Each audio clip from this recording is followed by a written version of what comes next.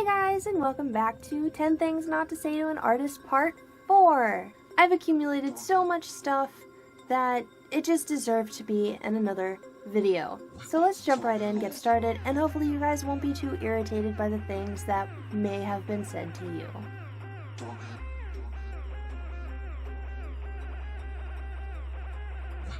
Number 1. Is this finished? It wouldn't be on my table if it wasn't finished. If I was working on it, it'd be in front of me, yes, maybe on the table, but I wouldn't necessarily show it off to the world if it wasn't finished. Number 2. What does this piece mean? If you have to ask what a piece means, obviously it's too far over your head to actually make an analysis by yourself about what an artist wanted to portray in their portrait, or picture, or photo, or whatever type of media they're using. Number 3.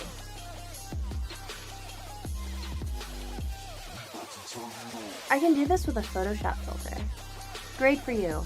If you wanted to do this with a Photoshop filter, you wouldn't be here staring at my work and telling me. Number 4. If you don't add detail, does that reduce the cost? No. If I don't add detail, it'll still be the same cost, just less work for me. Number 5. I love so-and-so's work. Can you do a piece like that for me? This kind of goes along with the first video that I did. It was either in video 1 or 2, but no.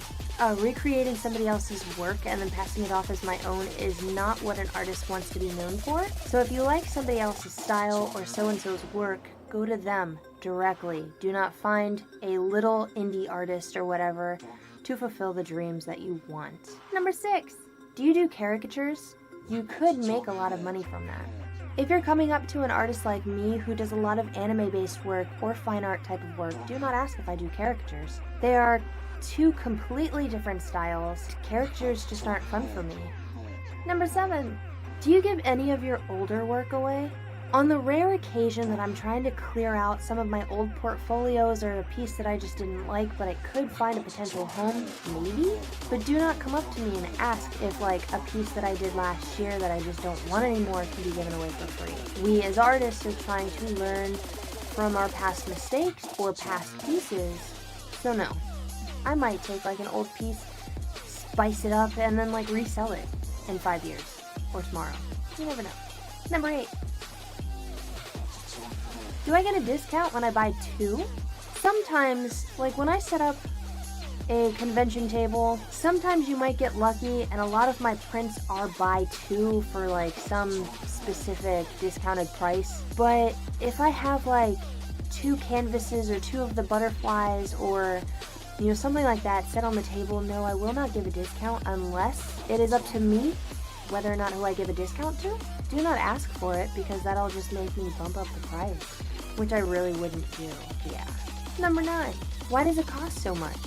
Do not ask an artist why their pieces cost so much. The time and effort that we put into these pieces is far beyond your knowledge. Not to say that very rudely, but the price of our pieces are based off of the time that we've put into it, the amount of work and effort gone into it, and the materials and resources used for it. Say, the chalk rose pieces that I do, or the butterflies are going to cost more than a digitally produced piece that I can mass reproduce in itself.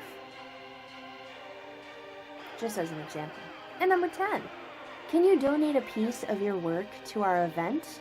It won't pay, but it'll give you great exposure. Now, I think I've already established this in either parts 1 or part 2 of this video series, but no, I will not give any work out, even if it's to an event. Now, if I was asked by a charitable organization if I could supply a piece, maybe, but it actually has to coincide with what I'm doing at the time and the present moment. If, not trying to say this rudely, but if it's actually a beneficial move on me as an artist, and say if it has something to do with my channel, like they'll go ahead and put all of my links or just, rep me like I would rep them, then it might be a worthwhile cause. Or if I had like an old art piece laying around and I could be like, yeah, I'll just go ahead and do this for you. Or if I was asked maybe months in advance to go ahead and set up something with a charitable organization, it could be a potential move on my part to go ahead and do something like that.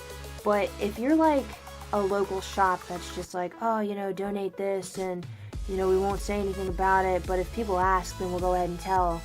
And I'll be like, maybe that's not the best move on my part. It is up to every individual whether or not they view it as something worthwhile, or if they can get exposure. The more exposure they get, obviously the better name that they get as an artist, and the more people will probably start contacting them. So this ask is actually kind of like a yay and a nay for this video series. It could potentially go positively, or it could potentially go negatively. It's up to you as an artist to decide whether or not you would like to go ahead and partake in said event, or if somebody from the event, not like say a coffee shop is actually contacting you and one of the baristas is like, yeah, you know, I'll go ahead and ask my manager if we can get your artwork in here. But if the manager of a facility, say a coffee shop, decided to go ahead and host 10 of your pieces on a wall and only charge like 10% commission for the store to actually like sell your work, that might be a good move, because then you're making extra money by not even being there. So that's a yay and a nay type of question. If you ever get asked that, use your best discretion and judgment. And that's all I'm going to say on that. So yeah guys, that was 10 things not to say to an artist, part 4. If you like what you saw in the video, definitely click that like button below and let me know. And if you have any other comments to go ahead and just like spring forth, and maybe for me to put in part 5 or part 6 or part billion, so 100, go ahead and write those in the comments section below, and I will definitely incorporate them into a future video for you guys. As always, I love making these kind of videos. They're actually pretty fun for me, and I get to be a smartass without actually being a smartass. Definitely subscribe to the channel if you like these videos and you want more coming.